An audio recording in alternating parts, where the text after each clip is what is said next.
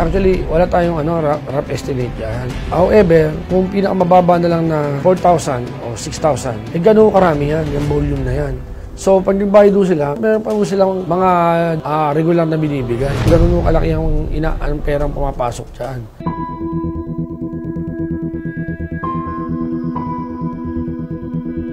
Meron na kami diyang malaking balde or ipunan ng tubig na pinupuno yon pagka madaling araw ng aming nagbabantay dito. Worst comes to worst naman, kami naman ay may authority naman na mag-suspend ng klase kapag walang tubig kasi mangangamoy kami.